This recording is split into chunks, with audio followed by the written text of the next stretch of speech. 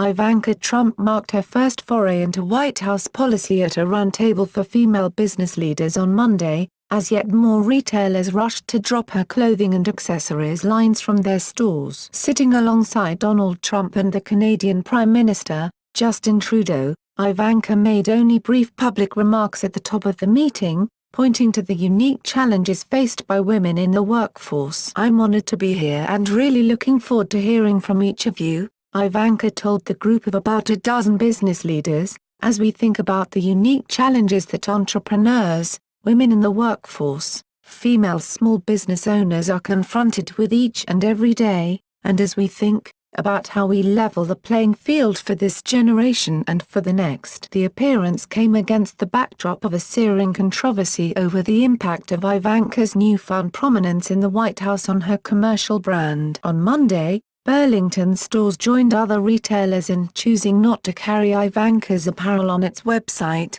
according to a report in Business Insider. And over the weekend, Sears Holdings, the parent company of U.S. retail stores Sears and Kmart, pulled 31 Trump-branded products from its website. Although Ivanka holds no formal role in the White House, she has frequently participated in official events with the president while her husband, Jared Kushner, is a senior advisor to the president. She sat next to Trudeau at Monday's roundtable, which established a new task force called the United States-Canada Council for the Advancement of Women Business Leaders Female Entrepreneurs. Donald Trump, who sat across from his daughter, said Ivanka is very much involved in issues pertaining to women in the workplace. Ivanka's proximity to the administration has nonetheless come under increased scrutiny as her brand has begun to fall under the weight of her father's political profile. Earlier this month, Nordstrom became the first major retailer to stop selling Ivanka's merchandise,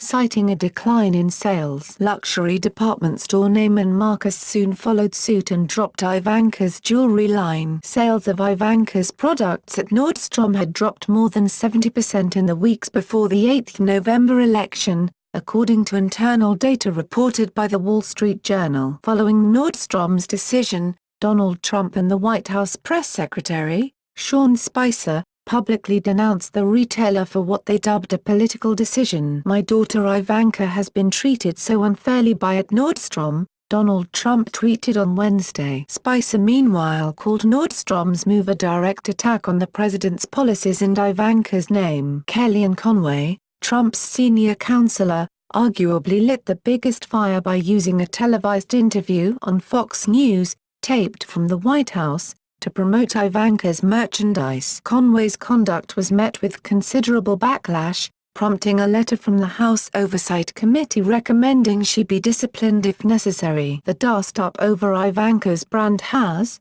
in many ways, proved to be an early microcosm of the looming conflict of interest questions surrounding Donald Trump and his family's empire as he governs from the Oval Office. Ivanka said she would take a leave of absence from her business when her father was sworn in as president. "I will take a formal leave of absence from the Trump Organization and my eponymous apparel and accessories brand," Ivanka wrote on January 11. "I will no longer be involved with the management or operations of either company." But according to ProPublica, she was still listed as running Trump businesses on at least some active liquor licenses associated with the family's properties. Richard Painter, a White House ethics lawyer under George W. Bush, said by acting as a de facto government employee, Ivanka was running the risk of mixing official business with her commercial enterprises. "If she wants to sit in as a woman business leader, I guess she can," Painter said. "But she can't be getting into stuff at the White House that affects her businesses. She better stay an outsider." Painter said the Trump administration's attack on companies that chose to no longer do business with Ivanka,